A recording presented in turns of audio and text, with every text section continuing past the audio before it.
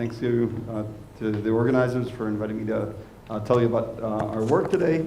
Actually, of relevance here a bit is, so I'm at the Technion, and we work on systems immunology and kind of its relationship to precision medicine.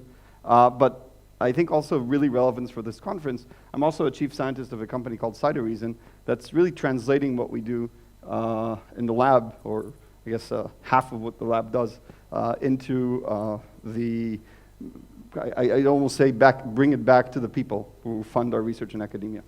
So maybe that's really where I want to start, is that this divide between basic and clinical research has basically been blurred now. In many ways, I think there's three different trends that are happening simultaneously. When you're in academia, it feels like it's a lot of tension. When you're in this room, it feels really exciting, right? So the first is that you're moving, basically humans have become our model organism, right?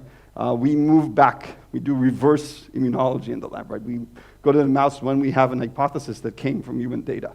And that's a really critical thing because it means that we're studying what we really care about funding. In the end, it also helps our mice, we sacrifice less mice. The second thing is that really this shift between basic and application, as Ojeev said earlier, is happening really fast.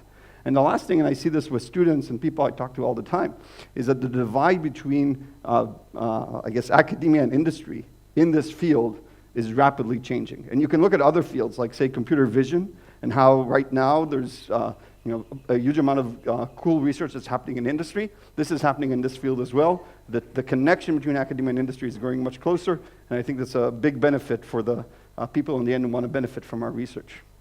So what I'm going to talk about today is the immune system, and basically,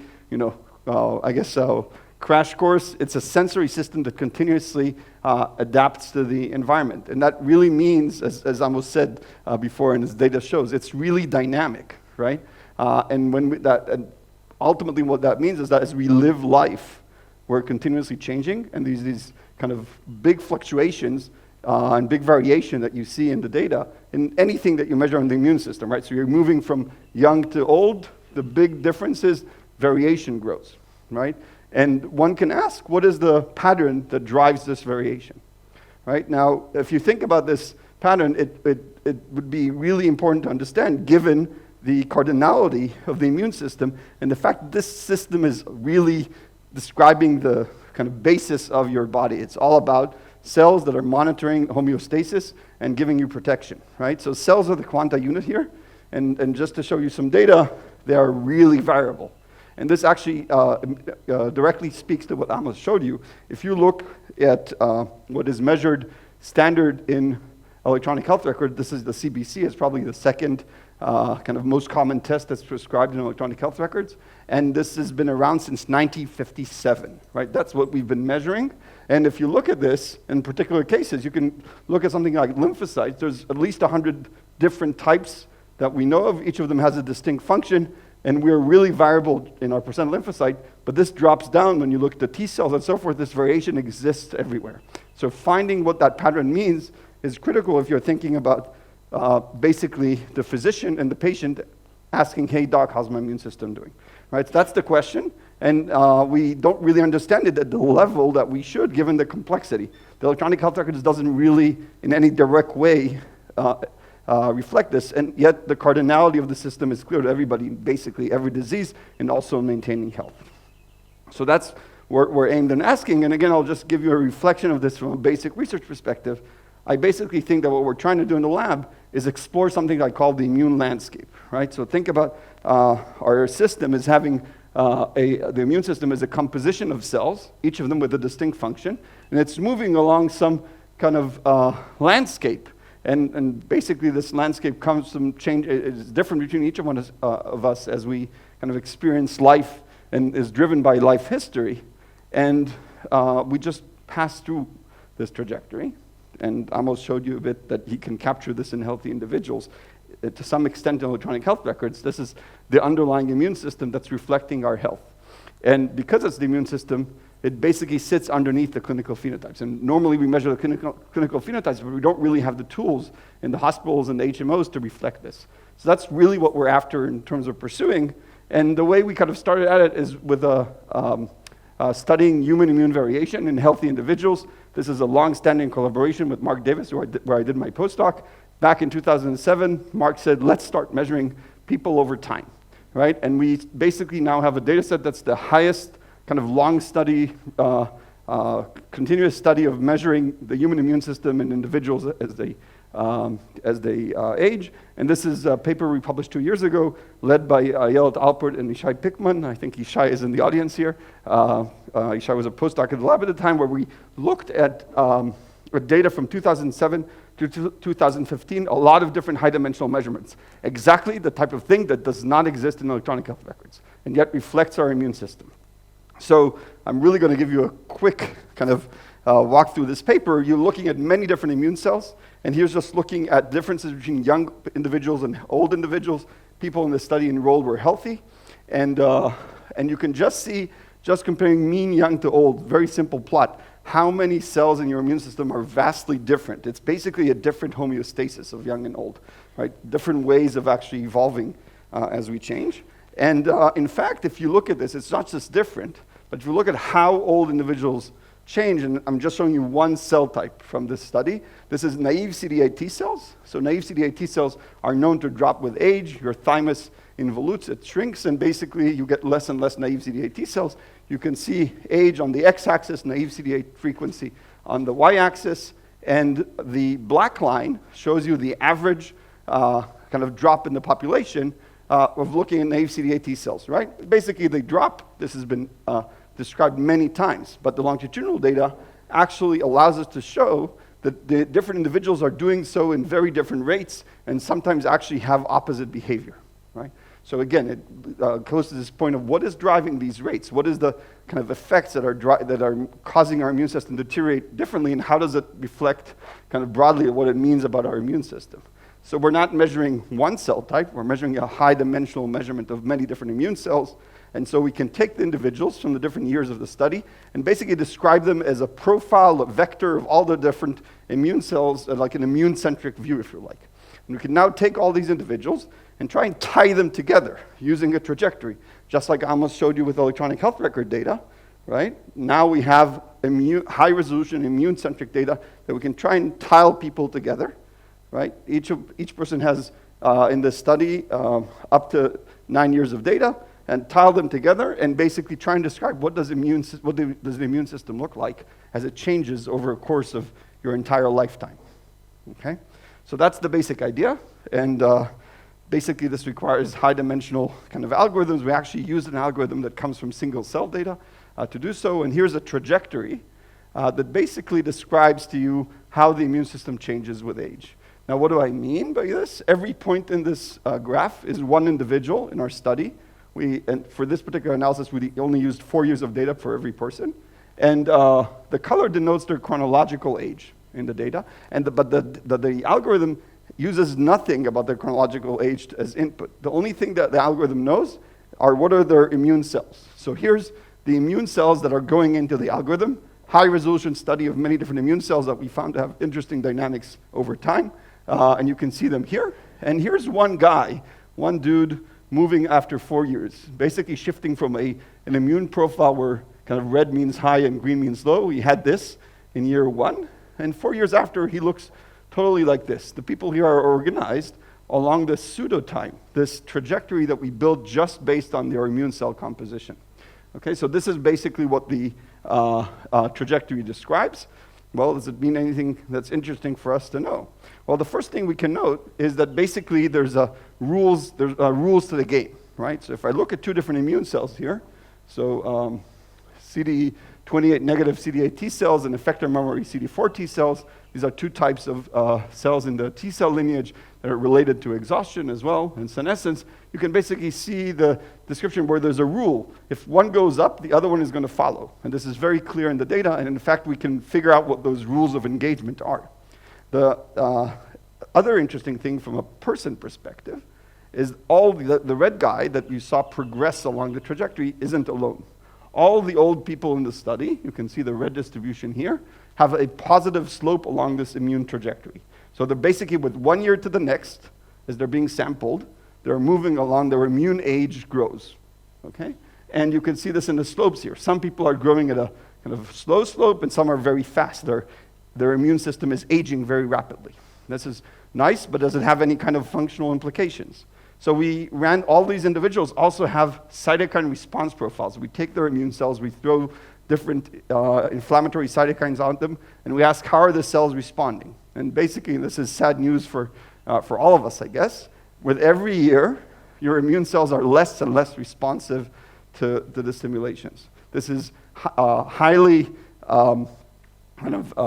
predictable in older individuals. In young individuals, if you see a person not respond 1 year, this is totally elastic. They're going to respond again the next year. You must have caught them sick. But in old people, this is just degrading over time. And I won't go to the definition of old here, like Amos says, but it's kind of similar. So basically, the trajectory describes that your cells are responding less and less over time. But the big question is there clinical data would this have clinical relevance, right? And here you run into a problem that's really common in data science and doing studies in genomics, and that's the sample size is really small. Okay, so we want to get around this. Maybe I'll just say, basically, if you think about this trajectory, it's like driving on a road. We're all traveling on the same road. It's a conserved pathway that takes 90 years to change. Okay, the only difference between us, and this is because it's conserved, you'll see this afterwards in other populations, is the rate in which you drive the car. And the reason the clinician have a hard time making sense of it is because it keeps changing, and it's like me calling you on the phone and asking you what does the view look like outside the car. You just describe something that looks different. Now that we have the high-dimensional data, we can describe the entire road and ask, where do you sit there? Okay, and we call this the image score, and we can measure it by cytometry or by gene expression, and you'll see later we're now advancing to doing this in other kind of more accessible data sets. So this is the image score, and now the question is, how do I take this idea that I now have a score that describes the state of your immune system and bring it as quickly as I can to translation? And that's what I meant by saying this is a problem that we all encounter, and is really not trivial because it involves basically getting more data, getting regulatory approvals, commercializing a lot of different problems. So the trick here, and I think this is another benefit of the time we're living in, is basically to do the idea of data hopping. That's what we've been trying to do. And so what we did is we data hopped from a study that had 120 patients, but had high-dimensional data, including gene expression, to the Framingham Heart Study that has over 2,000 patients, all of which got profiled whole blood gene expression 10 years ago. Okay? And what you could see is that basically image predicts survival beyond what you could get from the clinical data of Framingham, and that's quite extensive data. So you could ask the clinician, the clinician would ask, what's your chronological age, do you have diabetes, a bunch of different questions, and then we can ask, what's your image score? Well, it's going to bring in predictive value. P-value on this is like 10 to the minus 4, and more than like epigenetic clocks that people may be familiar with. So the state of your immune system matters, and now we can take this to other places. Again, we're data hopping now with a signature that describes in gene expression your image score. So you can see trauma patients are changing over time and declining, and it relates to survival. Alzheimer, cognitive function. You can measure the image score in blood, and it correlates with your cognitive function. And most interestingly, and this is kind of still a small study, but when you look at kids in Bangladesh, they have an immune age that doesn't match kids in Palo Alto. It looks more like adults in Palo Alto. Okay, and so there's basically this describes your immune system learning and how it adapts to that environment. So this is how we try to make sense of blood, and now we need to take it one step further. We need to take it to the clinic. And that basically means moving from a high-dimensional, expensive measurements of 30 immune cells, of 40 colors and doing 30 samples a day, to being able to measure on like a flow cytometer for 6,000 samples a day on like an industrial flow cytometer that exists in every hospital. And that's something that we're working on right now, and preliminary results suggest that we can do this with measuring 6 cells on the flow cytometer. This is work Eric Feldman has been leading in the lab. And we're also trying to make this accessible in other ways, which is basically to take this directly to electronic health records, and again, collaborations with HMOs on this, and, including Anthem. So I'll summarize where we're going. Basically, the older immune system changes in a patterned way, and we can assign, this is determined like a pathway that lasts for 90 years, and we can basically quantify this in each one of you. And we want to understand how this relates to response to vaccinations and treatments. We're studying this pathway, and we're trying to really bring this back to the precision medicine. And with this, I'll thank the entire team and happy to take questions.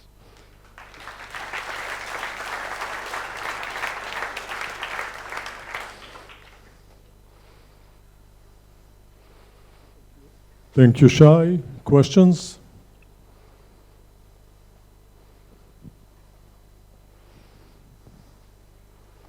Thank you, Shai. This was really brilliant and encouraging.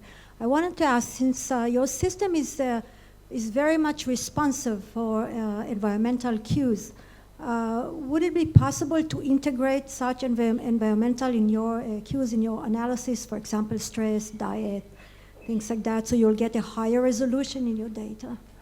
Certainly. So this can be addressed in multiple different ways. So one way is obviously we're trying to establish a cohort now where we track this information. We're also extending this original cohort and adding a lot of kind of information on epigenetics and stress and the kind of sensory devices. But the other way I think to do it about is actually to try interventions. We can monitor this now quickly. Things like diet, I actually think is one of the strong ways you can try and change your immune system, environment, and so forth. So certainly things we can do, and we're working at it. One more quick question. Go